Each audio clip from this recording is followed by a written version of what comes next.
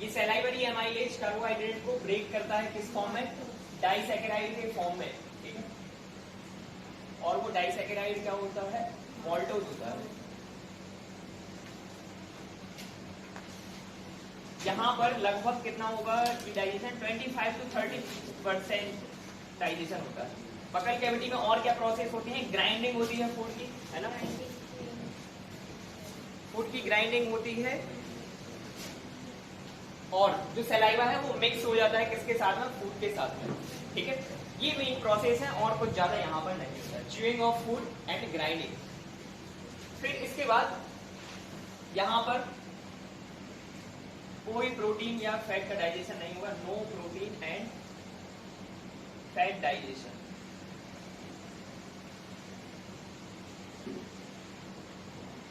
फिर इसके बाद बात आती है स्टमक की, डाइजेशन इन स्टमक। तो स्टमक में डाइजेशन के लिए क्या प्रेजेंट है,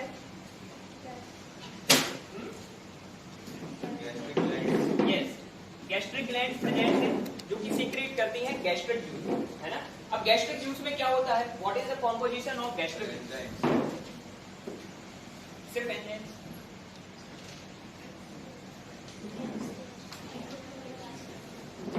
HCl होता है, एंजाइम्स होते हैं और म्यूकस होता है, ठीक है। क्यों होता है प्रेजेंट म्यूकस, HCl एक पावरफुल एसिड है, ठीक है। HCl का pH लगभग 2 to 3 होता है हमारी स्टमक के अंदर। इतने हाई pH पर क्या हो सकता है, इतने हाई pH पर स्टमक की वॉल डिग्रेड हो सकती है, ठीक है, और उसमें गैस्ट्रिक अल्सर के चांसेस बढ़ जाएंगे। कुछ लोगों को हो भी जाता है, सुना होगा, अल्सर हो जाता है कुछ लोगों को, है ना, गैस्ट्रिक अल्सर हो जाता है। तो उस चीज से प्रिवेंट करने के लिए स्टमक की वॉल सीक्रेट करती है म्यूकस, ठीक है, ताकि हमारी सेल्स प्रोटेक्टिव रहे। एक तरह से लेयरिंग का काम करती है HCl और स्टमक के बीच में, ठीक है। तो यहाँ पर क्या सीक्रेट होगा, स्टमक का एक मेन जो लिक्विड हम कह सकते हैं दैट इज गैस्ट्रिक जूस। अब इस गैस्ट्रिक जूस में क्या है, 3 चीजें हैं, एक तो है HCl, फिर इसके बाद है एंजाइम और फिर इसके बाद है म्यूकस। इसका pH अगर आपसे कभी पूछा जाता है तो आप ध्यान रख सकते हैं, इसका pH होगा 2 to 3, ठीक है। pH स्केल पर 1 to 14 तक की वैल्यू होती है, 1 से 7 तक, 1 से 7 तक जाते हैं तो क्या होता है, एसिडिक। फिर ये जो 7 वाला पॉइंट है न्यूट्रल, और फिर इसके बाद 14 तक जाते हैं तो बेसिक, ठीक है। 14 तक जब आप जा रहे हैं तो हाईली बेसिक होता जा रहा है, और 7 से इस तरफ आ रहा है तो हाईली एसिडिक होता जा रहा है 1 तक। यहाँ पर क्या होगा, एंजाइम प्रेजेंट होता है एक, जिसे कहा जाता है पेप्सिन, ठीक है।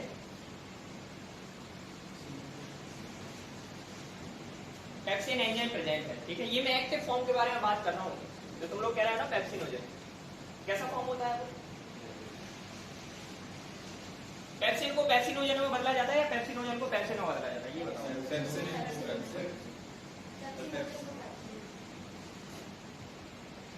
श्योर हो जाओ तुम लोग,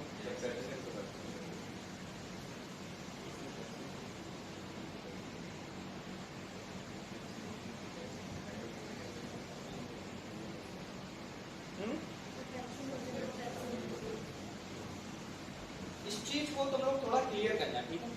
आज के लिए ये तुम्हारा होमवर्क है।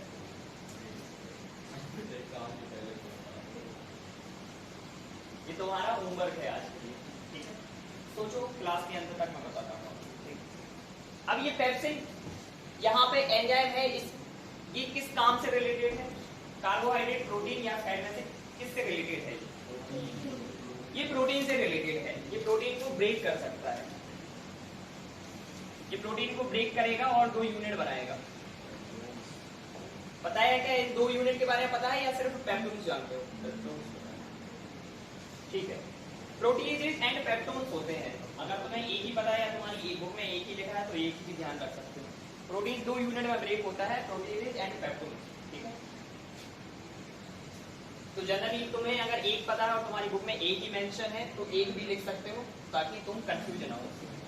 अल्टीमेटली सबका जो फेट है वही होने वाला है कि इनको आगे चल के कन्वर्ट किया जाएगा एमिनो एसिड्स में, ठीक है। प्रोटीन का यहाँ पर ऑलमोस्ट ब्रेक डाउन हो जाता है, लेकिन कुछ प्रोटीन जो बचे रह जाते हैं वो कहाँ पर जाते हैं, स्मॉल इंटेस्टाइन में जाते हैं। ठीक है, अच्छा एक चीज और, ये कल मैंने स्टमक बताया था, इसमें एक पार्ट ये भी होता है, ये यू शेप। तुम्हारी बुक में मेंशन नहीं है इसलिए मैंने बताया नहीं था, लेकिन कई बार इसके बारे में क्वेश्चन पूछा जाता है। ये जो यू शेप्ड ट्यूब होती है ये क्या कहलाती है?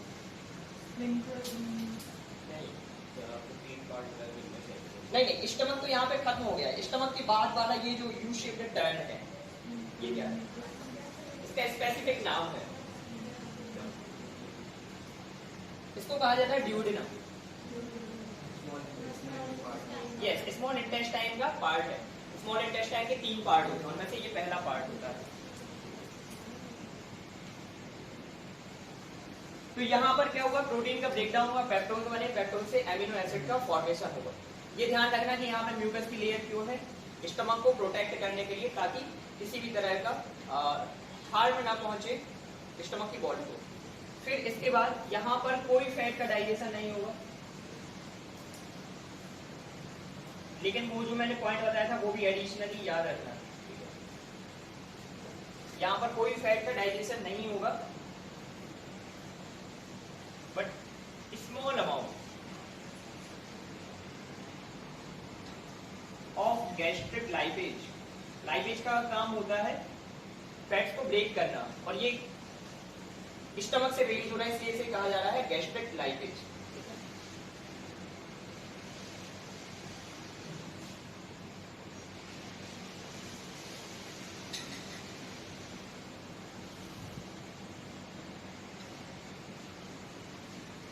ट्रेस अमाउंट ऑफ फैट इसको ब्रेक कर सकता है, ये लगभग 2 to 4%, 5% के आसपास फैट का ब्रेकडाउन करता है। कार्बोहाइड्रेट का यहाँ पर कोई ब्रेकडाउन नहीं होता है, ध्यान रखना। कार्बोहाइड्रेट सीधे ब्रेक होते हैं बकल कैविटी में, फिर इसके बाद जाके ब्रेक होते हैं स्मॉल इंटेस्टाइन में, तो यहाँ से कोई ऐसा एंजाइम रिलीज नहीं होता। फिर इसके बाद डाइजेशन इन स्मॉल इंटेस्टाइन।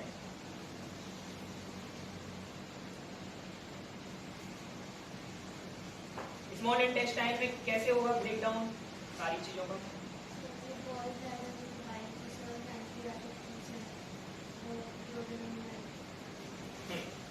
देखो यहाँ पर 2-3 मेन चीजें हैं। पहली चीज तो है बाइल जूस का सीक्रेशन, जो कि कौन करता है, लिवर या गॉल ब्लैडर। लिवर करता है, गॉल ब्लैडर उसको स्टोर करने का काम करता है, ठीक है। और वहां से हेपेटिक पोर्टल के थ्रू ये पहुंच जाएगा स्मॉल इंटेस्टाइन में। साइड में एक स्ट्रक्चर होती है जिसे पैनक्रियाज कहते हैं, ठीक है। वो पैनक्रियाज एक जूस सीक्रेट करता है, उसकी कॉम्पोजिशन क्या होती है, ट्रिप्सिन एंड लाइपेज होता है, ठीक है। ट्रिप्सिन ब्रेक करता है प्रोटीन को, जो बचा हुआ प्रोटीन है उसको ब्रेक करेगा। लाइपेज ब्रेक करता है फैट्स को, ठीक है। और इसके बाद स्मॉल इंटेस्टाइन खुद से एक जूस सीक्रेट करती है, इसका नाम नहीं लिखा है तुम्हारी बुक में, इसका नाम है सक्कस एंटेरिकस, ठीक है। ये ब्रेक करता है जो भी कार्बोहाइड्रेट्स होते हैं उनको ब्रेक करता है, ठीक है। तो यहाँ पर मेन 3 चीजें हैं। एक तो क्या है, बाइल जूस पहुंचेगा, ठीक है। ये बाइल जूस कहां से पहुंच रहा है, लिवर से पहुंच रहा है via gall bladder. Gall bladder इस चीज में हेल्प कर रहा है। पहले तो वो स्टोर करता है, फिर जरूरत पड़ती है फिर से रिलीज करता है स्मॉल इंटेस्टाइन में। फिर इसके बाद pancreatic juice,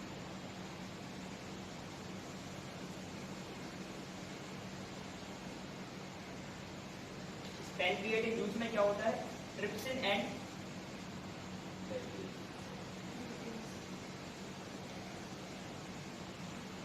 trypsin, chymotrypsin, lipase, बहुत सारी चीजें हैं यहाँ पर, लेकिन आप लोग अभी इतना लगा सकते हैं। फिर इसके बाद इंटेस्टिनल जूस, ये भी 3 चीजें यहाँ पर मेन है।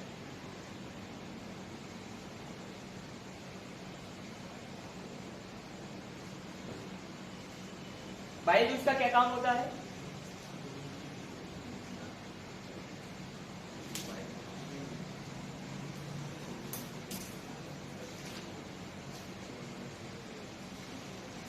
क्या काम होता होगा बाइल जूस का, बताओ।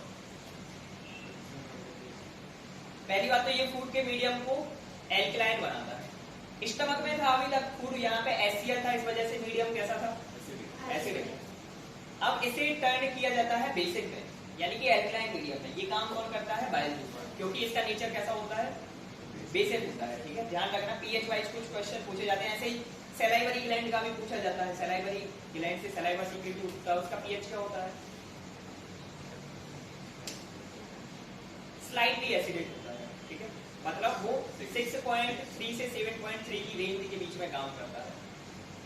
अच्छा, हमें ये बताओ कि उसका पीएच एसिडिक ही होना चाहिए या बेसिक होना चाहिए? ज्यादा एसिडिक नहीं होना चाहिए, क्योंकि अगर ज्यादा एसिडिक होगा तो क्या हो सकता है? नहीं, ज्यादा एसिडिक अगर हमारी बकल कैविटी का पीएच रहेगा, एसिडिक कंडीशंस अच्छी होती हैं बैक्टीरियल ग्रोथ के लिए, माइक्रोबियल ग्रोथ के लिए। तो जितना ज्यादा पीएच आपका नीचे आता जाएगा उतनी ज्यादा बैक्टीरियल ग्रोथ होती जाएगी।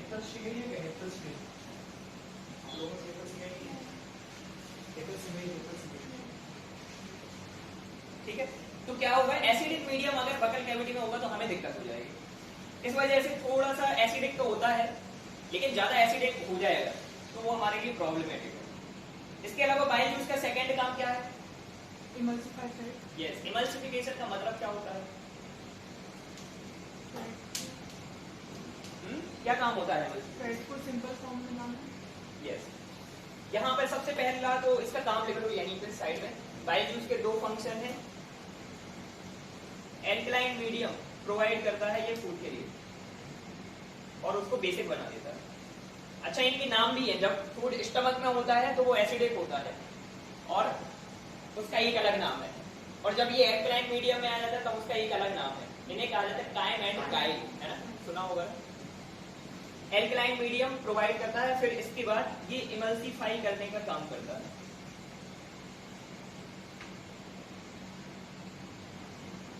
फैट मॉलिक्यूल्स बहुत बड़े बड़े हैं, इनको इमल्सिफाई किया जाता है।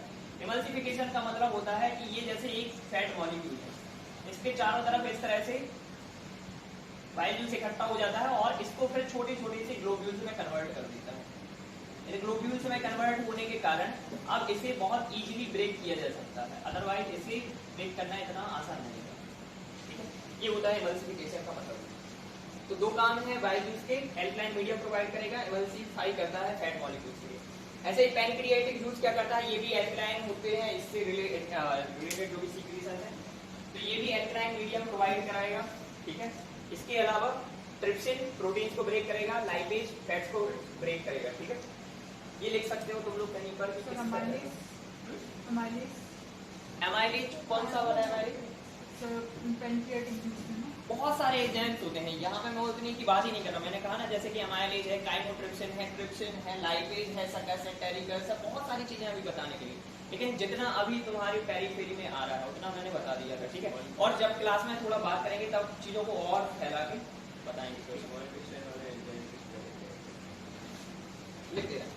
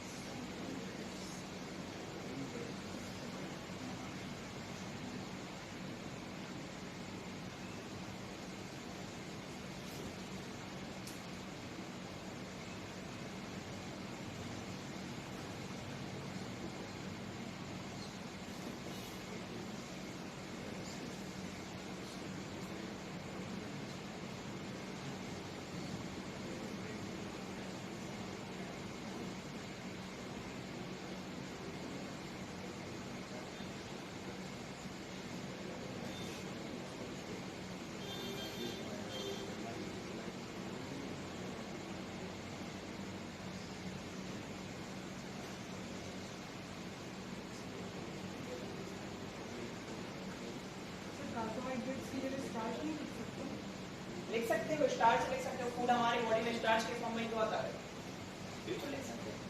जनरली कहा भी जाता है, बुक में जब पढ़ोगे तो दिखेगा तुम लोग को बकल कैविटी में, उसमें लिखा होता है कि स्टार्च का ब्रेक डाउन होता है। तो बात तो वही है, तुम कुछ भी कह लो, है तो वो कार्बोहाइड्रेट ना, तो यहाँ पे स्टार्च भी लिख सकते हो, कोई दिक्कत नहीं। यहाँ तक की बात क्लियर है, कोई दिक्कत नहीं। फिर इसके बाद कौन सी प्रोसेस होती है? इसके बाद प्रोसेस होती है एब्जॉर्प्शन, है ना। एब्जॉर्प्शन की प्रोसेस कैसे होती है? स्मॉल इंटेस्टाइन में विलाई करना।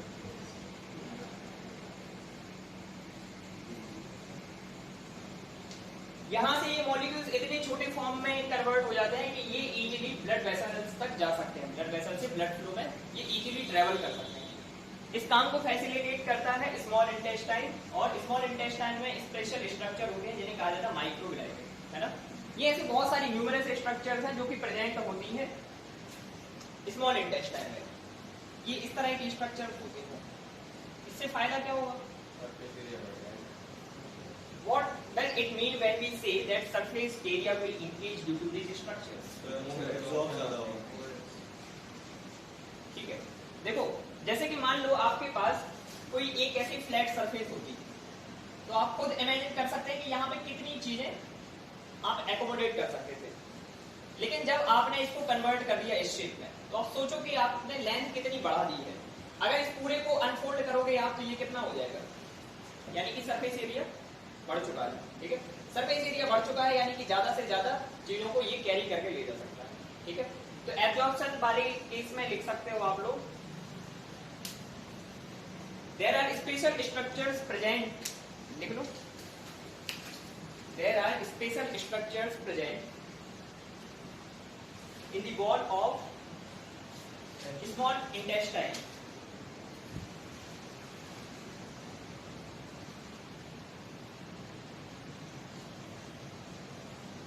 the wall of small intestine, which are called as microvilli.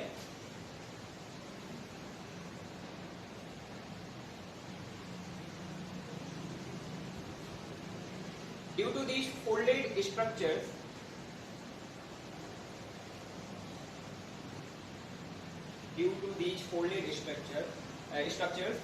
surface area increases manifold.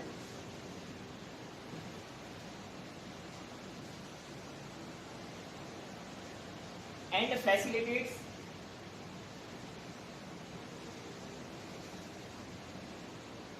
the absorption of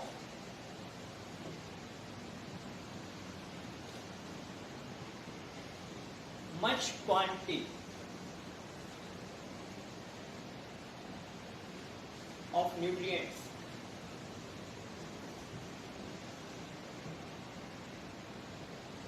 These nutrients are then carried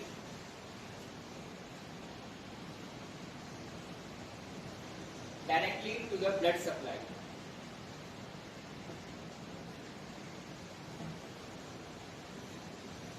Through blood vessels.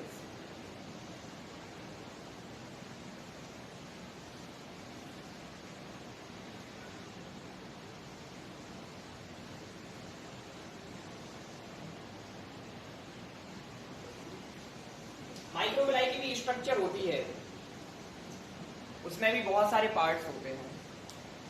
ये है क्या तुम लोग की बुक में?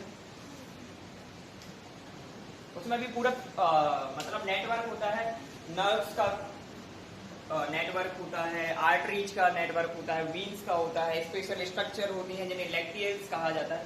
तो ये भी मतलब बहुत कॉम्पैक्ट स्ट्रक्चर है। ठीक है, अगर आप एक माइक्रोविलाई को देखेंगे तो उसके अंदर भी बहुत सारे पार्ट्स देखेंगे। ठीक है, उसके बारे में मैं देखूंगा, अगर हो सकता होगा तो हम इसके बारे में क्लास में डिटेल में बात करेंगे। ठीक है, अभी के लिए समझ गए ये बात क्या होगा। ठीक है, फिर इसके बाद एसिमिलेशन की प्रोसेस होती है। एसिमिलेशन की प्रोसेस क्यों हो रही है, क्या काम है एसिमिलेशन करने के लिए? जो प्रोटीन किस तरह से यूटिलाइज कर सकते हैं ये बता दें। ब्लड से डिफरेंट पार्ट्स में ट्रांसफर। हाँ,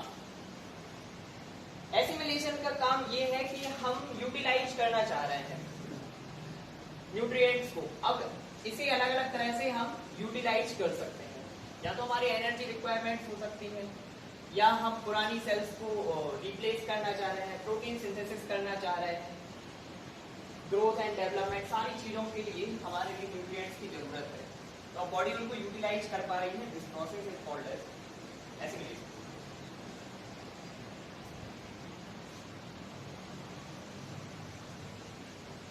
अच्छा, हमें एक बात बताओ, अगर एक बार डाइजेस्टेड फूड स्मॉल इंटेस्टाइन में पहुंच गया तो क्या आपको वॉमिटिंग हो सकती है? What is the reason? It will be small intestine to beta 1 beta. थोड़ा और सर अपने सिस्टम स्मॉल इंटेस्टाइन में इतना फोर्स नहीं होगा. नहीं, स्मॉल इंटेस्टाइन में पहुंचा है अभी, पूरा टूट जाता है. स्मॉल इंटेस्टाइन स्क्वायर रहती है तो ज़्यादा फोर्स से बाहर नहीं होता. रीजन ये है कि ड्यूडेनम के एंट्री पॉइंट पर स्पेशल स्ट्रक्चर प्रेजेंट होती है जिसे कहा जाता है स्फिंक्टर. ठीक है, वो स्फिंक्टर मसल्स एक ही डायरेक्शन में ओपन हो सकते हैं, यानी कि जब फूड नीचे जाएगा तब वो ऐसे ओपन हो जाएगी. ये मतलब ऐसी स्ट्रक्चर है. ठीक है, दोनों गेट हैं जो कि एक ही तरफ खुल सकते हैं, और जैसे ही फूड जाएगा ये ऐसे लॉक हो जाएंगे. ये ऐसे नहीं जा सकते, बैकवर्ड मूवमेंट नहीं होती इनकी, इसलिए फूड वापस नहीं आ सकता. जो आपका स्टमक का स्फिंक्टर होता है, यहाँ वाला स्फिंक्टर, ये दोनों ही डायरेक्शन में काम करता है, इसलिए फूड बाहर आ जाता है जबकि स्टमक में होता है. तो अगर कभी कोई पूछे तो बताओ. वो पेरिस्टाल्टिक मूवमेंट वाला भी शायद कहीं पे भी मेंशन नहीं किया है, वो तो खैर पता होगा तुम लोगों को, है ना? पता है या इसोफेगस में क्या होता है? पेरिस्टाल्टिक मूवमेंट होती है फूड को डाउनवर्ड ले जाने के लिए. ये क्या है? कंटिन्यूअस कॉन्ट्रैक्शन होते हैं. जो इसोफेगस की वॉल होती है वो कंटिन्यूअस कॉन्ट्रैक्शन करती है, जिसकी वजह से फूड नीचे जाता है, बेल लाइक पैटर्न बनता है एस शेप में. ठीक है, फिर इसके बाद एसिमिलेशन की प्रोसेस है. एसिमिलेशन की प्रोसेस क्यों हो रही है? 2-3 फंक्शंस हैं जिनको फुलफिल करने के लिए ये प्रोसेस होती है.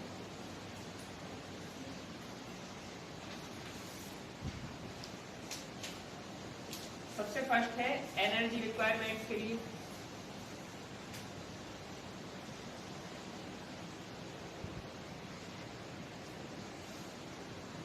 फिर इसके बाद सेकंड है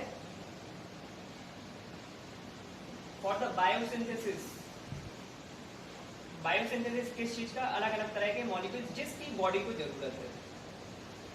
ये जनरली होते हैं प्रोटीन्स के फॉर्म में और फैट्स के फॉर्म. इनसे क्या होगा? इनसे होगा ग्रोथ एंड डेवलपमेंट.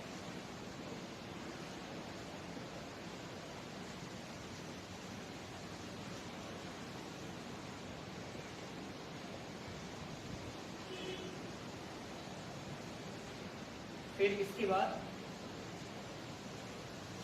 में एक और काम होगा,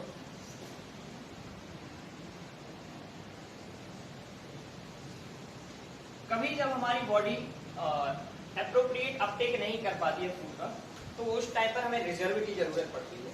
तो उस रिजर्व पर्पस को फुलफिल करने के लिए भी एसिमिलेशन होता है, उसका यूटिलाइज किया जाता है. हमारी बॉडी में ये होता है ग्लूकोज टू ग्लाइकोजन के फॉर्म में. जितना भी एक्सेस ग्लूकोज होता है जो कि हमारी एनर्जी रिक्वायरमेंट के बियॉन्ड है, उस पूरे अमाउंट को कन्वर्ट किया जाता है ग्लाइकोजन में. और ये प्रोसेस होती है कहाँ? लिवर में ये स्टोर होता जाता है. ग्लूकोज को इमीडिएटली ग्लाइकोजन में कन्वर्ट किया जाता है जो कि यूज नहीं होता है. तो कभी जब आप जैसे फूड नहीं लेंगे तो ये ग्लाइकोजन फिर से ब्रेक होगा किस फॉर्म में? ग्लूकोज के फॉर्म में, और ये एनर्जी प्रोवाइड करता है. ये प्रोसेस कहलाती है ग्लाइकोजेनेसिस. और जब इस ग्लाइकोजन को ब्रेक किया जाएगा तो वो प्रोसेस कहलाती है ग्लाइकोलाइसिस. इससे एनर्जी मिलती है. इसलिए कभी अगर आप खाना नहीं खाएंगे 3-4 दिन तक तो आपको कोई फर्क पड़ेगा नहीं. उसके बाद फिर भगवान मालिक, इतनी जल्दी खैर फर्क नहीं पड़ता है. आप खाना नहीं खाएंगे ना तो 15-20 दिन चल जाएगा आराम से, लेकिन फिर उसकी बाद हालत आपकी जो होगी वो बयां करने लायक नहीं होगी. क्योंकि इस ग्लाइकोजन के ब्रेक होने के बाद आपकी बॉडी का फैट ब्रेक होगा, प्रोटीन से ब्रेक होंगे.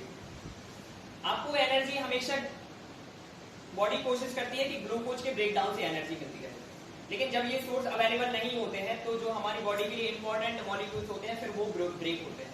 प्रोटीन ब्रेक होकर एनर्जी देगा, फैट ब्रेक होकर एनर्जी देगा. ठीक है, कार्बोहाइड्रेट के बाद ब्रेक होता है फैट, और फिर इसके बाद जब खतरनाक कंडीशन हो जाएगी, एडवर्स कंडीशन, तब आएगा प्रोटीन. बॉडी में कुछ नहीं बचेगा. तो ये एसिमिलेशन की प्रोसेस है. फिर इसके बाद सबसे लास्ट प्रोसेस होती है डाइजेशन क्या है? ये रिमूवल ऑफ अनडाइजेस्टेड फूड, ठीक है। तो पूरा फूड डाइजेस्ट नहीं हो पाता है, वो अनडाइजेस्टेड फूड कहाँ पे पहुंचेगा? लार्ज इंटेस्टाइन में, और वहां पर होता है वाटर का एब्जॉर्प्शन। एक्सेस वाटर जो है वो एब्जॉर्ब हो जाएगा। ये पहुंचा कहाँ पे? Large intestine.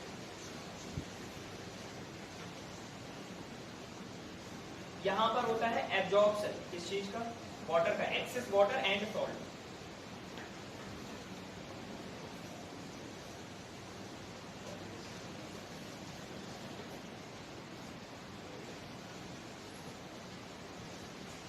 अब इसके बाद बॉडी को इसकी कोई जरूरत नहीं है और इस फॉर्म को कहा जाता है फिकस। ये जाके स्टोर होगा कहां पर?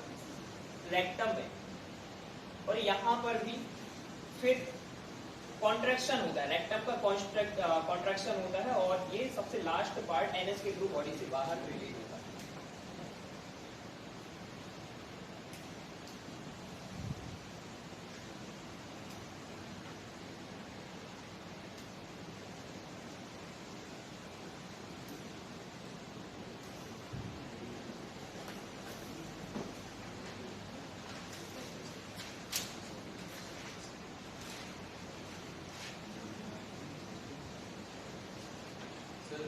लार्ज इंटेस्टाइन भी विलाई हो, तो लार्ज इंटेस्टाइन में विलाई हो होती है ना, क्योंकि एब्जॉर्प्शन तो फिर भी करना ही है वाटर एंड सॉल्ट का, ठीक है। उतनी ज्यादा नहीं है लेकिन प्रेजेंट होती है।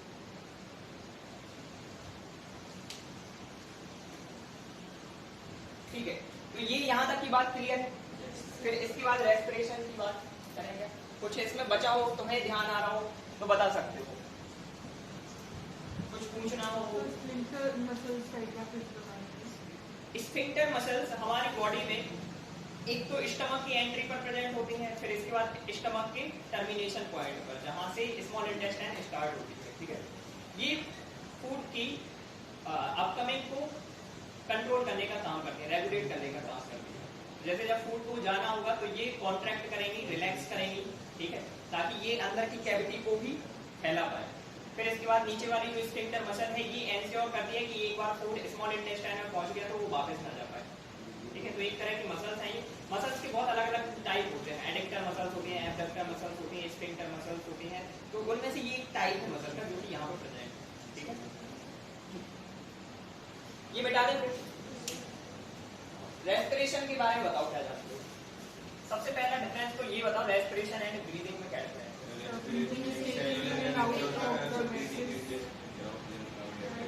Respiration using use gases to break down.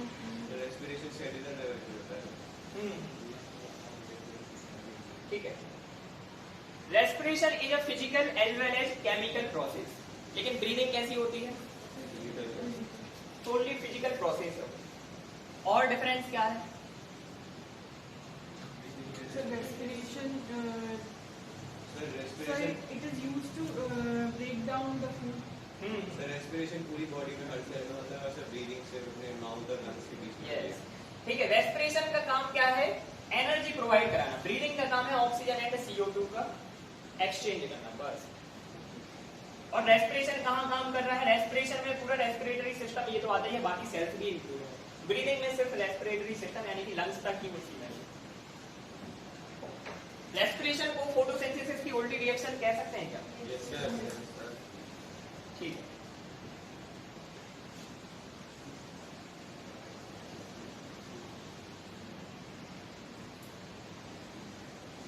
तो जो फूड हमारे लिए ये कह सकते हैं, जो न्यूट्रिएंट्स हमारे लिए मिले हैं, इनको एनर्जी के लिए कैसे यूज किया जाए उसका एक तरीका है रेस्पिरेशन, ठीक है। तो रेस्पिरेशन में आप जानते हैं ब्रेक डाउन होता है फूड मटेरियल का, और ये हमारे लिए प्रोवाइड करता है एनर्जी। ये एनर्जी जाके स्टोर होगी किस फॉर्म में? ये स्टोर होती है ATP के फॉर्म में।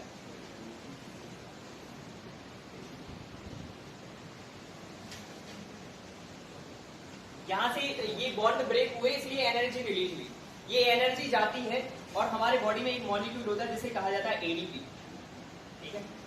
नाम सुना है एडीपी का? बुक में दिया है सर ये। एडिनोसिन डाइफॉस्फेट, एटीपी होता है एडिनोसिन ट्राइफॉस्फेट, ठीक है। तो इस एडीपी में एक इनऑर्गेनिक फॉस्फेट जुड़ जाता है, आईपी जिसको कहा जाता है इनऑर्गेनिक फॉस्फेट, ठीक है। इन दोनों को जोड़ने के लिए एनर्जी की जरूरत होती है, और ये एनर्जी कहां से आती है? ब्रेक डाउन से। जो हमारे पास ग्लूकोज था इसके ब्रेक डाउन से आती है, और क्या बन गया? और ये जाके हमारी बॉडी में जहां भी जरूरत होगी वहां एनर्जी सप्लाई करेगा, ठीक है। तो ऐसा नहीं है कि ये जो डायरेक्ट एनर्जी मिली है ये यूटिलाइज होती है, ये जाके बनाता है एटीपी, और एटीपी फिर सेलुलर करेंसी के फॉर्म में यूज होती है, ठीक है। तो इसे हम क्या कह सकते हैं कि ये एक फोटोसिंथेसिस की जस्ट इनवर्ट रिएक्शन है। फोटोसिंथेसिस में क्या होता है? कार्बन डाइऑक्साइड और वाटर मिलता है और बनाता है ग्लूकोज। यहाँ पे ग्लूकोज का ब्रेकडाउन होता है, ठीक है। फिर इसके बाद रेस्पिरेशन होता है दो तरह का, कौन कौन सा? ठीक है, ये होता है दो तरह से, एक होता है एरोबिक एंड एक होता है एनारोबिक। क्या डिफरेंस है दोनों में? Aerobic is in the presence of oxygen and anaerobic is without oxygen, ठीक है। एरोबिक एंड एनारोबिक, यहाँ पर ऑक्सीजन की प्रेजेंस की बात चल रही है। जब ऑक्सीजन प्रेजेंट होती है तो इसे एरोबिक कहा जाता है, और जब ऑक्सीजन प्रेजेंट नहीं है तब इसे कहा जाता है एनारोबिक।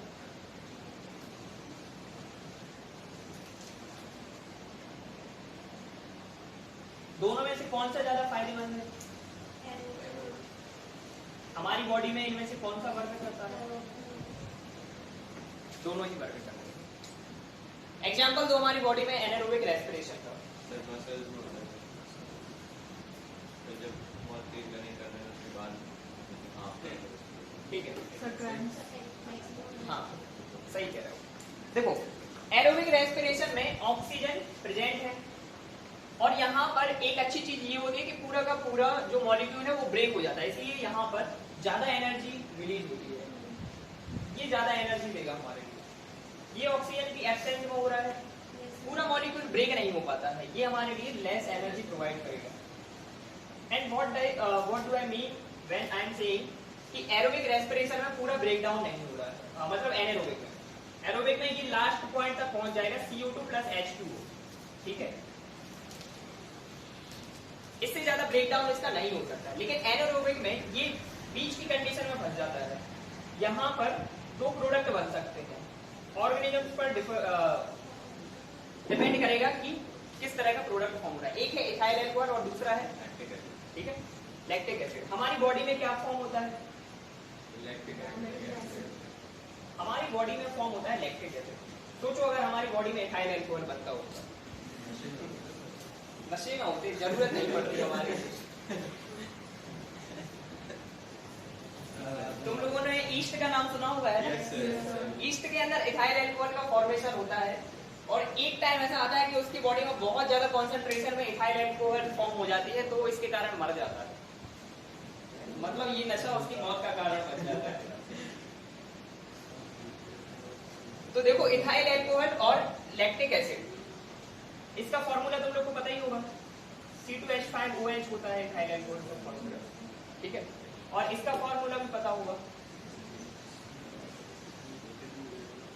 ये इसका फॉर्मूला होता है।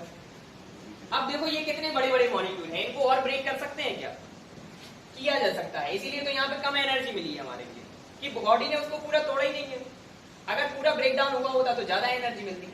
यहाँ पर एरोबिक में ये देखो पूरा ब्रेक हो गया, CO2 के लेवल पर आ गया, सिर्फ एक कार्बन बचा है यहाँ पे 2 कार्बन है, 5 हाइड्रोजन है, मतलब 6 हाइड्रोजन और 1 ऑक्सीजन है। ऐसे यहाँ पे देखो, तो इसलिए एनर्जी बहुत कम रिलीज होती है यहाँ पर हमारी बॉडी में। ये मसल्स में पाया जाता है एनारोबिक रेस्पिरेशन, जैसे कि जब हमारे लिए ऑक्सीजन की प्रॉपर सप्लाई नहीं होती है। कभी जब आप भाग रहे हैं तो आपके लंग्स उतने प्रॉपरली ऑक्सीजन सप्लाई नहीं कर पा रहे हैं पूरी बॉडी के लिए, तो उस कंडीशन में क्या होगा, बॉडी को एनर्जी की जरूरत है, नहीं तो चक्कर खा के गिर जाओगे। तो ये क्या करती है, एनारोबिक रेस्पिरेशन स्टार्ट कर देती है। लेकिन इससे नुकसान ये होता है कि हमें एनर्जी नहीं मिल पाती है प्रॉपर अमाउंट में, और ये लैक्टिक एसिड जाके इकट्ठा होने लगता है मसल्स में, ठीक है, जिस वजह से थोड़ी देर बाद हमें थकान हो जाती है, ठीक है। जब ये लैक्टिक एसिड ब्रेक हो जाता है अपने कॉम्पोनेंट्स में, तब ये क्रैम्प फील होते हैं।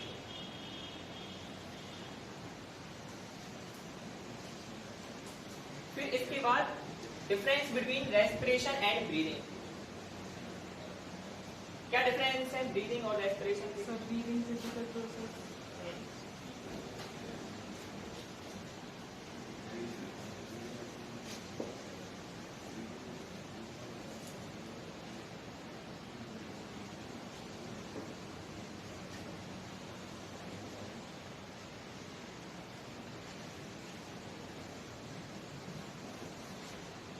ये रेस्पिरेशन की प्रोसेस कौन से सेल ऑर्गेनेल में होती है?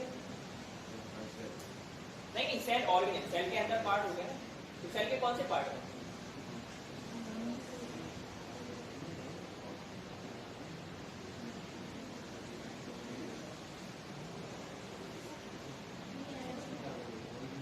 नहीं पता किसी को? माइटोकॉन्ड्रिया में भी होती है, साइटोप्लाज्मा में भी होती है। साइटोप्लाज्म से स्टार्ट होती है, माइटोकॉन्ड्रिया में जाके खत्म होती है। तो रेस्पिरेशन कैसी प्रोसेस है? Physical as well as chemical, जबकि ब्रीदिंग टोटली फिजिकल है। ये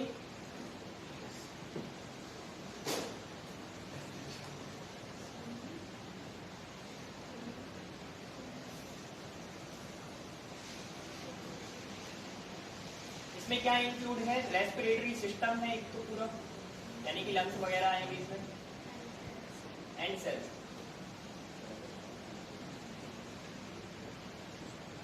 इसमें सिर्फ रेस्पिरेटरी सिस्टम इंक्लूड होता है।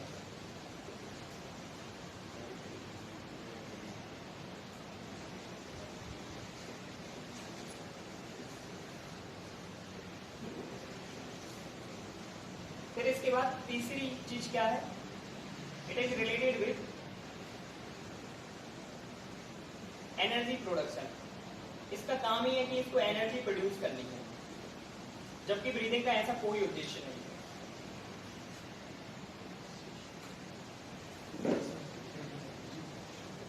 It is related with inhalation and exhalation. इसका क्या मतलब होता है? Taking in of air and breathing out. Yes.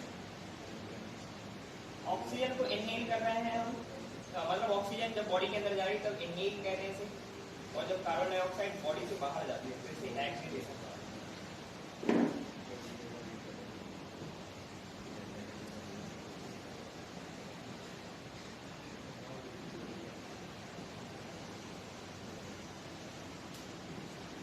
अब अलग अलग ऑर्गेनिजम्स में रेस्पिरेशन के लिए अलग अलग तरीके हैं। जैसे कि प्लांट्स में रेस्पिरेशन कैसे होगा?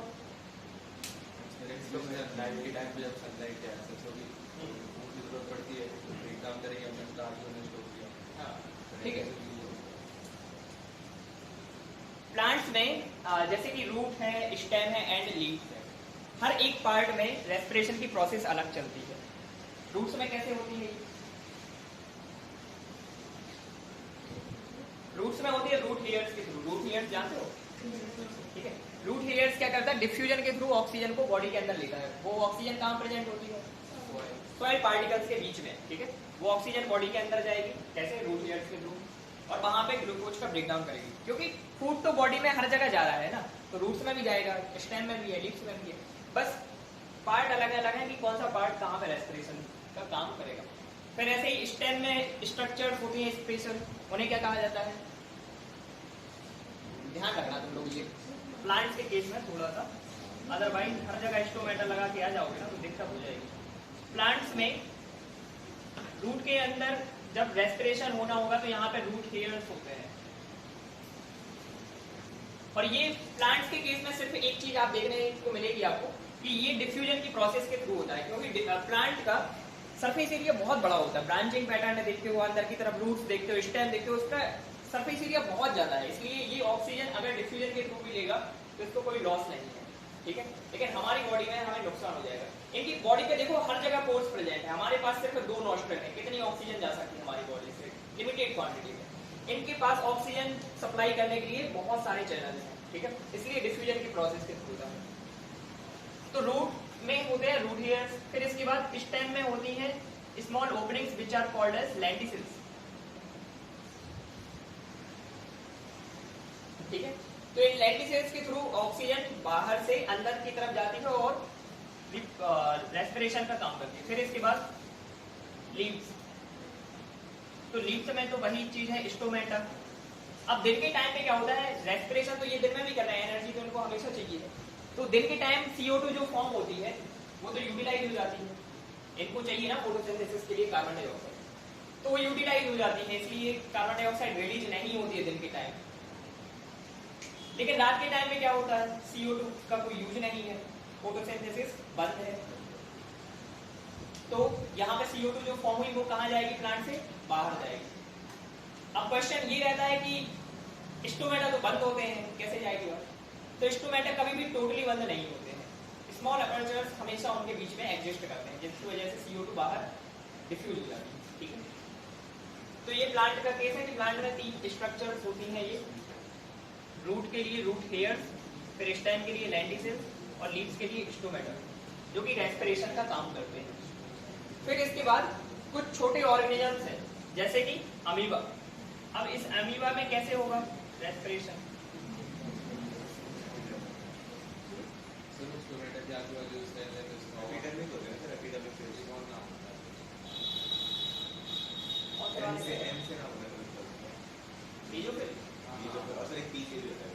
मीजोफिल थोड़ा सा नीचे रहते हैं, मीजोफिल एंड पैलिसेड सेल्स जिनको हम कह देते हैं, पैलिसेड एंड स्पॉन्जी भी कह देते हैं,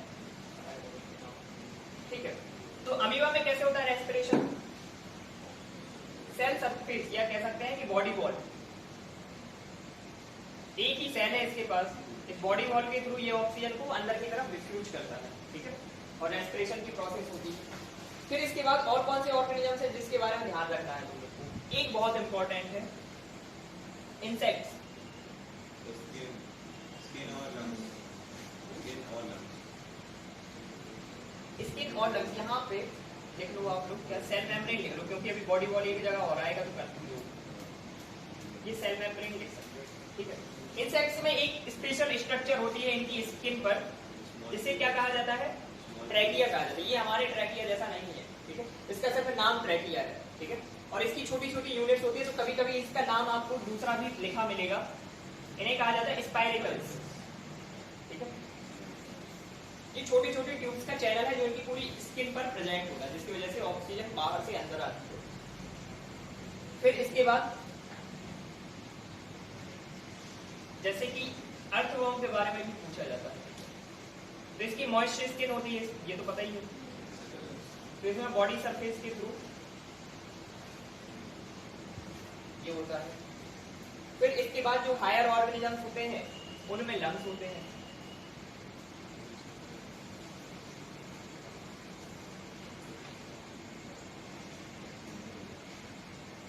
तुम लोग को पता है अपने लंग्स में चैम्बर होते हैं, है ना?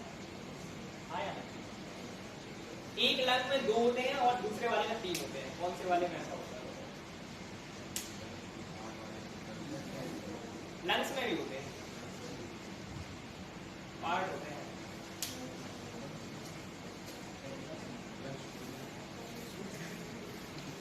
ये जो लेफ्ट होता है इसमें 3 चैम्बर होते हैं और इस वाले में राइट वाले उल्टा करना है, तुम लोग का राइट होगा ना, ये जो मेरा लेफ्ट है इसमें 3 है और इस तरफ राइट वाले में 2 चैम्बर होते हैं।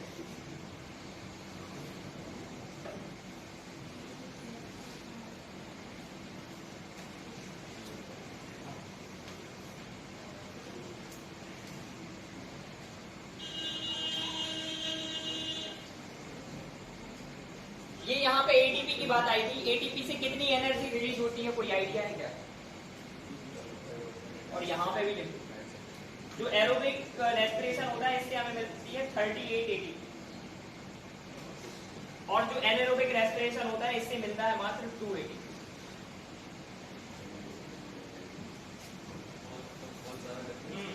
बहुत ज्यादा डिफरेंस है, इसलिए बहुत ज्यादा नुकसान वाली प्रोसेस है एनारोबिक।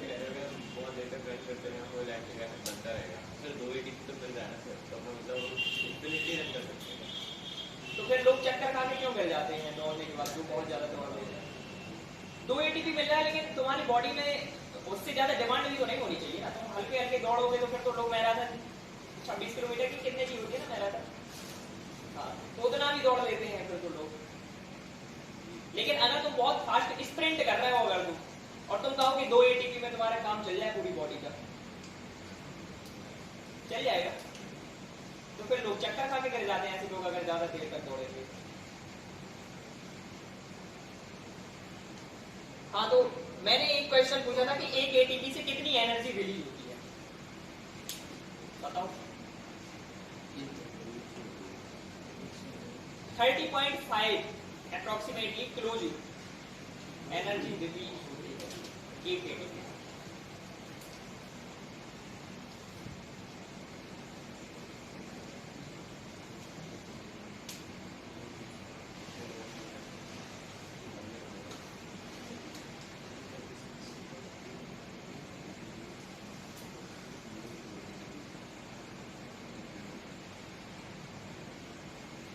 ठीक है, ये मिटा दें फिर।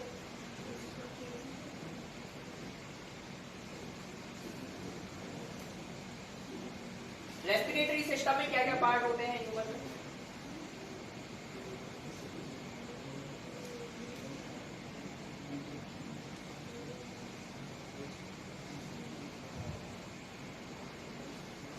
बताओ क्या क्या पार्ट होते हैं रेस्पिरेटरी सिस्टम में ह्यूमन?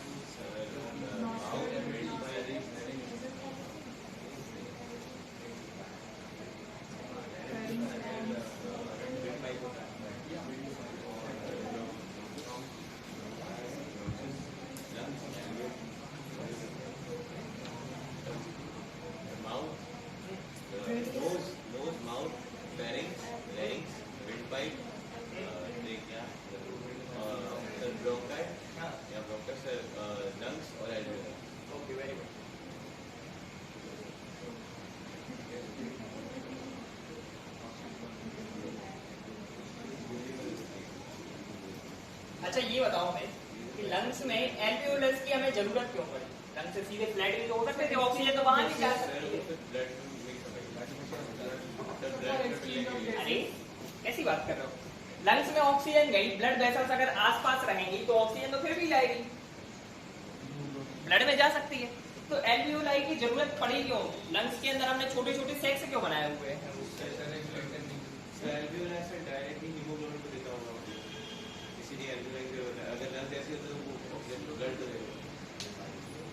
और सोचो, अगर सोच पा रहे हो तो प्रेशर रेगुलेट करने के लिए।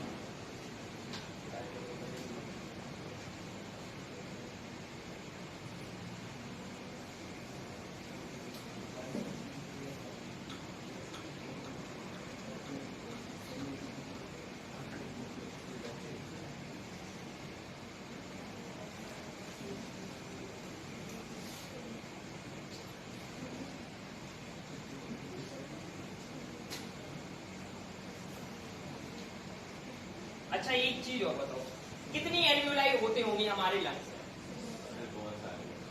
अनुमान, कोई अनुमान बताओ कितना हो सकता है?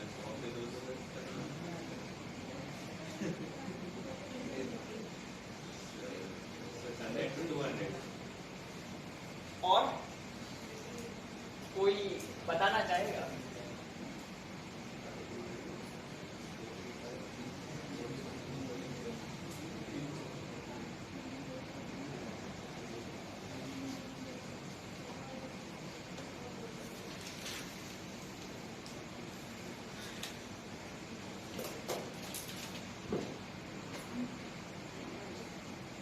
नहीं सोच पा रहे हो?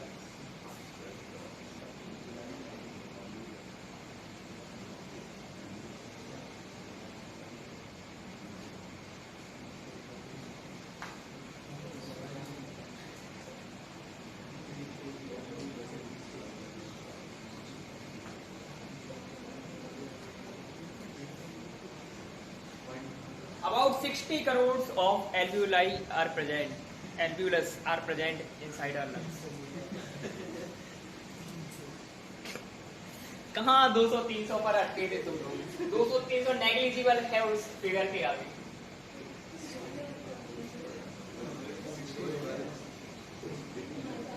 अच्छा चलो, एक और चीज बता रहा है वो, अभी हमने क्वेश्चन पूछा था कि एल्वियोलाई क्यों प्रेजेंट होती है? सरफेस एरिया बढ़ाने के लिए, क्योंकि लंग्स के अंदर जितनी ऑक्सीजन जाएगी ना वो इनसफिशिएंट है। अगर आप पूरे एल्वियोलाई को खोल दोगे जितनी लंग्स के अंदर प्रेजेंट है, कितना एरिया बनेगा? कुछ 80 मीटर 80 मीटर स्क्वायर। और ये लगभग एक टेनिस कोर्ट के बराबर है, इतना एरिया। आपके बॉडी के अंदर क्या क्या है वो आपको खुद पता नहीं है। मोलेक्युलर पूरा का पूरा ऑर्गेनिज्म भगवान ने बड़े शिद्दत से बनाया है, पूरी इंजीनियरिंग करके, ठीक है। और देखो हर एक चीज बिल्कुल अच्छी तरह से डिजाइन की गई। जैसे यहाँ पे ये कार्टिलेजिनस रिंग्स है, क्यों होती हैं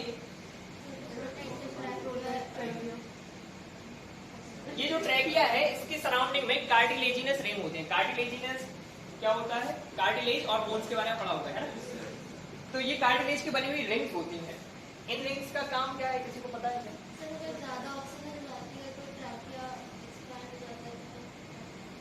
देखो ऑक्सीजन जाती है प्रेशर के साथ में, ठीक है, और CO2 भी बाहर आ रही है।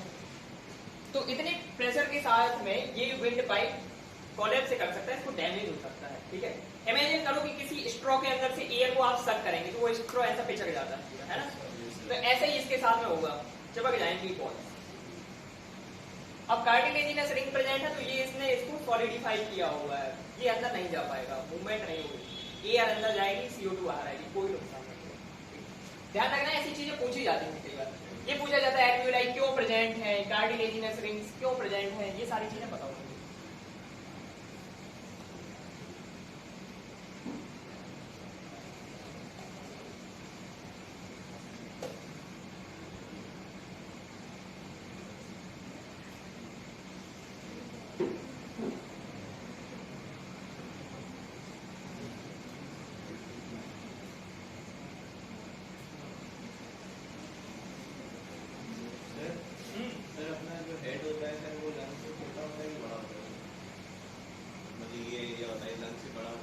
लंग्स तो बड़े होते हैं।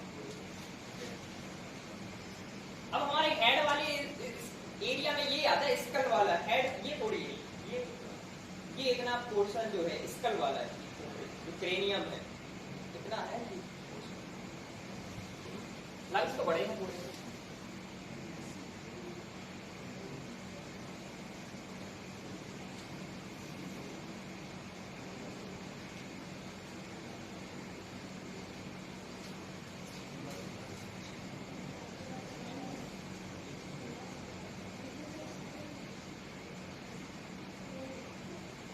अब ये हमने 10-15 बना दिए तो तुम लोग मजाक मत बनाना, ठीक है। हम यहाँ तो बना नहीं सकते, 60 करोड़ बनाने की हमारी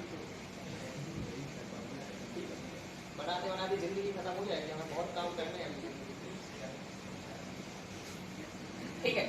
तो यहाँ पर हर एक एल्वियोलाई के आसपास से ब्लड वेसल्स निकल के जाते हैं, बिल्कुल बारीक चैनल जो होते हैं ब्लड वेसल्स के, जिन्हें कहा जाता है कैपिलरीज, ठीक है। ये कैपिलरीज पूरे में रन करती हैं और यहाँ से जो भी ऑक्सीजन आएगी, ये ऑक्सीजन यहाँ से एंटर करेगी और एल्वियोलाई तक पहुंचेगी। अब ये ब्लड वेसल्स जो हैं कैपिलरी, इनके अंदर है हीमोग्लोबिन। हीमोग्लोबिन की एफिनिटी होती है ऑक्सीजन के साथ में, तो ऑक्सीजन डिफ्यूज करके वहां पहुंच जाएगी, हीमोग्लोबिन के साथ में रिएक्ट करेगी और बनाती है HbO3, ऑक्सी हीमोग्लोबिन ये कहलाता है, ठीक है। अब ये हीमोग्लोबिन कहाँ जाएगा?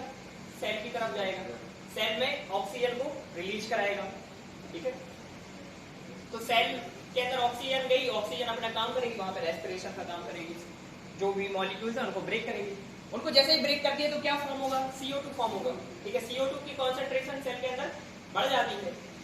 मूवमेंट कहां से कहां की तरफ होगा? Outside, inside to outside, CO2 बाहर जाएगी, ठीक है। और इस CO2 को भी बाहर लेके जाया जाएगा, समझ गए बात? क्या? Carboxy haemoglobin. पूरी CO2 हीमोग्लोबिन के साथ बाइंड होकर नहीं जाती है। CO2 तीन तरह से ट्रेवल करती है, ठीक है। कार्बोनेट आयंस के साथ में बाइंड करती है, हीमोग्लोबिन के साथ में बाइंड करती है और कुछ अमाउंट डिफ्यूजन के थ्रू सीधा जाता है, ठीक है। तो तीन तरह से, लेकिन ऑक्सीजन जो है वो जनरली हीमोग्लोबिन के साथ में बाइंड करके ही जाती है। अब हीमोग्लोबिन क्या है? रेस्पिरेटरी पिगमेंट है। इसका रेड कलर क्यों होता है पता है?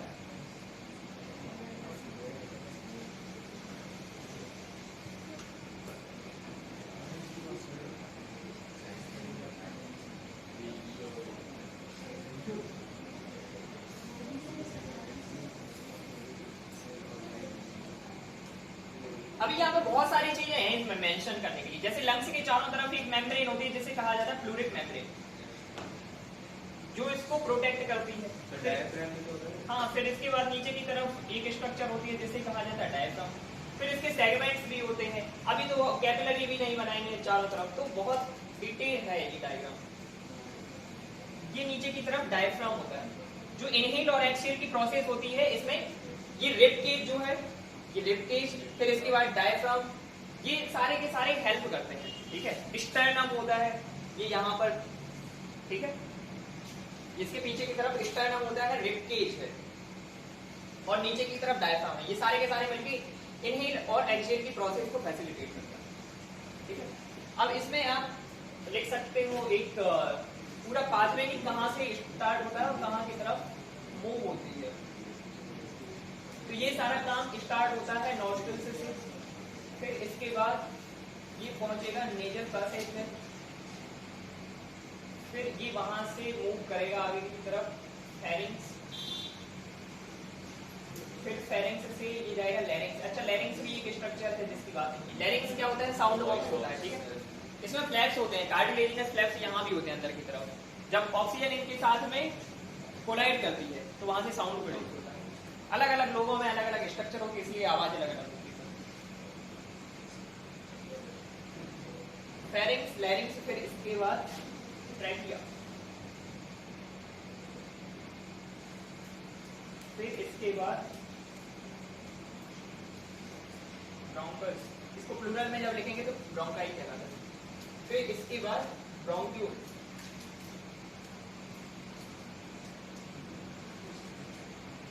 फिर इसके बाद एल्वियोलाई, और इसके बाद ये एल्वियोलस से जाएगा कैपिलरीज में, ठीक है। कैपिलरीज में ये बाइंड करेगी हीमोग्लोबिन के साथ में, जिसे कहा जाता है H। अच्छा, तुम लोग को पता होगा हीमोग्लोबिन की अगर कमी हो जाए बॉडी में तो क्या हो सकता है? एक डिसीज होती है, तुम लोग को पता है डिसीज के बारे में? बड़ी कॉमन सी है। अरे भाई साहब, वो जेनेटिक डिसऑर्डर है। हाँ, मतलब काम वहाँ भी यही है कि उसमें हीमोग्लोबिन कम हो जाता है, लेकिन वो जेनेटिक डिसऑर्डर वो थोड़ा अलग है। जनरली जो हम एनीमिया सुनते हैं, है ना, वो इसकी कमी के कारण होता है। हीमोग्लोबिन नहीं होगा अगर तो क्या होगा? ऑक्सीजन आपकी बॉडी में प्रॉपर सप्लाई नहीं होगी। इसका रेड कलर क्यों होता है? क्योंकि इसमें आयरन कंटेंट होता है। इसकी कॉन्सेंट्रेशन कितनी होती है? पर 100 ml ब्लड में ये होता है लगभग 12 to 16 ग्राम। फीमेल मेल में थोड़ा सा डिफर करता है, मेल में होता है 14 to 18, फीमेल में होता है 12 to 16। ध्यान रखना इसके बारे में भी तैयार। जब ब्लड रिपोर्ट वगैरह देखो अपनी, तब देखा करो आरबीसी काउंट क्या है, डब्ल्यूबीसी काउंट क्या है, प्लेटलेट्स, हीमोग्लोबिन, सारी चीजें दी जाती हैं। Basophils, eosinophils. ये हीमोग्लोबिन से बाउंड करेगा और बाइंड करेगा और बनाएगा ऑक्सी हीमोग्लोबिन, और फिर ये हीमोग्लोबिन के होते हुए कहाँ पहुंच जाएगा? सेल में। अब सेल के अंदर प्रोसेस होगी रेस्पिरेशन की, ठीक है, मतलब सेल्यूलर रेस्पिरेशन होगा। जो मैकेनिकल रेस्पिरेशन है वो बाहर हो चुका है। सेल्यूलर रेस्पिरेशन, यहाँ पर CO2 रिलीज होगी, H2O रिलीज होगा, ठीक है, एनर्जी रिलीज होगी। अब CO2 एक टाइम के बाद बहुत ज्यादा बढ़ जाएगी, तो CO2 सेल से बाहर मूव करेगी। CO2 move outside. अब CO2 तीन तरह से ट्रैवल करती है, तो उसके बारे में आपको जानने की भी कोई आवश्यकता है पड़ेगी नहीं, ठीक है। एक होता है बाइकार्बोनेट आयन के थ्रू, ठीक है, एक होता है हीमोग्लोबिन के थ्रू, और एक होता है कार्बोनिक एसिड। तो वही बनाता है ना, बाइकार्बोनेट ब्रेक होता है कार्बोनेट एंड हाइड्रोजन में, और कार्बोनेट फिर रिएक्ट करता है CO2 के साथ, तो बनता है कार्बोनिक एसिड, ठीक है। और एक होता है क्लोराइड शिफ्ट वगैरह काम करते हैं, उसमें हैमबर्गर इंसिडेंट वगैरह होते हैं, अलग चीज। तो CO2 आउटसाइड चली गई, और ये पूरा का पूरा पाथवे फिर से फॉलो करेगी। CO2 कहाँ जाएगी? सेल से ये जाएगी कैपिलरीज में, ठीक है। अब वीन्स के बारे में पता हुआ ना, यहाँ से आता है वीन्स का रोल। वीन्स में होता है CO2, इसकी वजह से वो ब्लूइश कलर की, ठीक है। तो ये वीन्स के थ्रू होती हुई कहाँ जाएंगी? कैपिलरीज में जाएंगी, और कैपिलरीज से फिर एल्वियोलाई में ट्रांसफर होंगी। एल्वियोलाई से bronchioles, bronchus, trachea, larynx, pharynx, nasal passage, nostril, outside. ठीक है, ये पाथवे याद रखना इसका। फिर इसके बाद एक चीज ये भी याद रखना कि CO2 और O2 जब अंदर जाती है तब उसका कॉन्सेंट्रेशन कितना रहता है, ये होता है लगभग 0.03%, क्योंकि एटमॉस्फेरिक कॉम्पोजिशन जो है उसी के हिसाब से अंदर जाता है। ठीक है, सारा कंटेंट। ऑक्सीजन 21% अंदर पहुंचेगा। ठीक है, नाइट्रोजन भी पहुंचता है लेकिन नाइट्रोजन का कोई काम नहीं होता, एज इट इज बाहर आ जाता है। फिर इसके बाद कार्बन डाइऑक्साइड बहुत ज्यादा प्रोड्यूस हो जाती है बॉडी के अंदर, तब ये बाहर निकल रही है, ये बनाएगी 4.4% के आसपास। ये 21% से रिड्यूस हो जाएगा क्योंकि बहुत सारी ऑक्सीजन यूज हो गई है, तो ये बचता है लगभग 16.6% के आसपास। ठीक है, ध्यान रखना।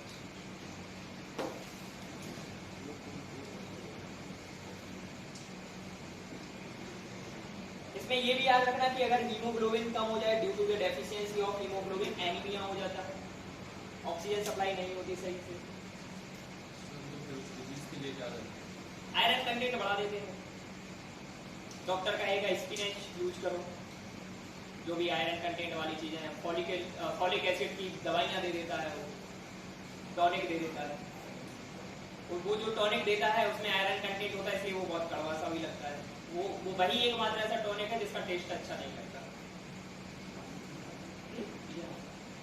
नहीं, हमारे भाई को हुआ था तो हमने पी के देखा था, बड़ा बेकार है। तो उसका वो डार्क कलर का भी होता है, ब्लैकिश कलर का होता है उसका।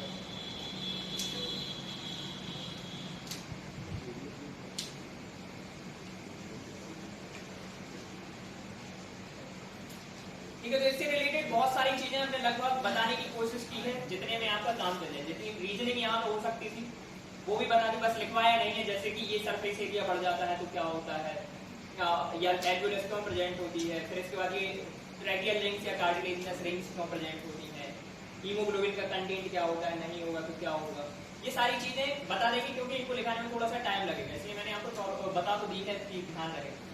अगर क्वेश्चन आए तो लिख सकते हो। सर वो रिपकेज और डायफ्राम का मूवमेंट बता दो। रिपकेज का और डायफ्राम का मूवमेंट देखो, सोचो कि हमारे बॉडी के अंदर वॉल्यूम बढ़ाना है आपको, लंग्स के अंदर वॉल्यूम बढ़ेगा तब ऑक्सीजन ज्यादा पहुंच पाएगी। ठीक है, यानी कि लंग्स को कहां जाना पड़ेगा, नीचे की तरफ, तो डायफ्राम मूव करेगा डाउनवर्ड, रिपकेज मूव करेगी फॉरवर्ड। ठीक है, तो ये आपका यहाँ से वॉल्यूम बढ़ गया, डायफ्राम नीचे चला गया, तो मुंह में वॉल्यूम बढ़ गया, ऑक्सीजन ज्यादा आ पाएगी। अब इसके बाद अगर ऑक्सीजन तो ठीक है, बुझ गई। अब इसके बाद कार्बन डाइऑक्साइड को रिलीज करना, तो क्या करना पड़ेगा, लंग्स को ऐसा पिचकाना पड़ेगा आपको, है ना, चारों तरफ से। तो अब रिपकेज अंदर की तरफ जाएंगे, डायफ्राम ऊपर की तरफ आएगा और उसका जो वॉल्यूम है वो कम हो जाएगा, CO2 बाहर की तरफ मूव कर जाएगा। समझ गए? सर डायफ्राम के एंड से डाइजेस्टिव सिस्टम स्टार्ट होता है। हाँ, तो सर जब डायफ्राम नीचे होता है तब स्टमक फूल जाता है। हाँ, देखो ये यहाँ पे ट्यूब्स अंदर की तरफ मूव कर रही हैं, ये बीच में से, मतलब ऐसा मान के चलो कि डायफ्राम के बीच में से ट्यूब निकल के जा रही है, क्योंकि ये अगर पूरा ऐसा बंद कर देगा तो ट्यूब से नीचे कैसे जाएंगे सारी। तो ये ओपनिंग, इसके अंदर एक ओपनिंग है जिसके अंदर से ट्यूब जा रही है डाइजेस्टिव ट्रैक्ट वाला। MN करके देख लो, अगर तुम फायर कर रहा है तो क्या होगा, ये बाहर की तरफ आ जाएगा, ये नीचे की तरफ चला जाएगा, ऑक्सीजन अंदर। ठीक है, समझ गए? कोई और क्वेश्चन हो? सर आप क्वेश्चन दे दोगे इम्पोर्टेंट? क्वेश्चन दे देंगे, कब तक चाहिए, तुम लोग काफी चाहिए है। अभी हम थोड़े से बिजी चल रहे हैं, हमारे पास टाइम बहुत हार्ड भी मैंने दिखा रहा है।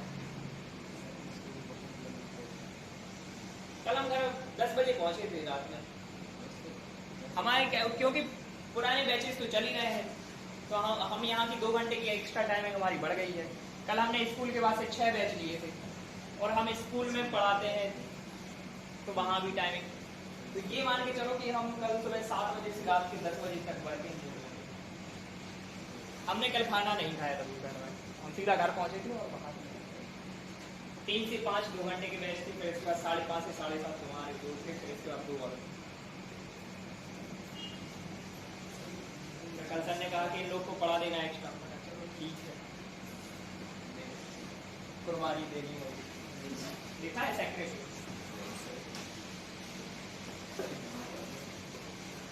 1 पूछ रहे हैं तो पूछ सकते हैं। और कुछ लग रहा हो कि यहाँ से कोई टॉपिक पूछ सकते हैं टीचर को?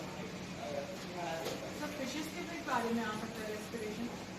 हाँ, फिशेस के बारे में एक चीज याद रखना कि अगर ये पूछे कि फास्ट ब्रीदिंग रेट किसकी होती है तो फिशेस की होती है। क्यों होती है? ज्यादातर ऑक्सीजन चाहिए होती है पानी में से। क्योंकि डिजोल्व ऑक्सीजन लेती है वो। डिजोल्व ऑक्सीजन का किस्सा क्या है कि एटमॉस्फेरिक ऑक्सीजन जितनी ज्यादा डिजोल्व हो जाए वाटर में, एटमॉस्फेरिक के केस में तो वो हमेशा कम ही रहेगी चाहे जितनी ही डिजोल्व हो जाए। उनको ज्यादा से ज्यादा ऑक्सीजन की सप्लाई करनी है, ठीक है, इसलिए उनकी फास्ट ब्रीदिंग रेट होती है। समझ गए? इसलिए जब हम पानी में जाते हैं तब हम थक जाते हैं क्योंकि हमें उतनी ऑक्सीजन प्रॉपर मिल ही नहीं पाती है, बाहर आना पड़ता है। पहली बात तो हम डिजोल्व ऑक्सीजन ले नहीं सकते, और दूसरी बात हमारी जो लंग्स की मैकेनिज्म है वो शांत पड़ जाती है, वहाँ पर कम हो जाती है। और कुछ इसके बाद डिटेल में बात करेंगे। ये बहुत हमने इतना प्रिसाइज रखा है कि आपकी सारी चीजें क्लियर हो जाए।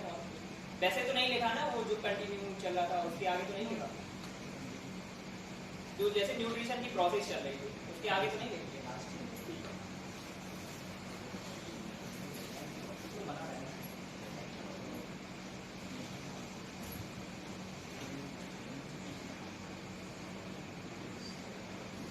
जा सकते हैं अब आप लोग। डकार क्यों आती है सर?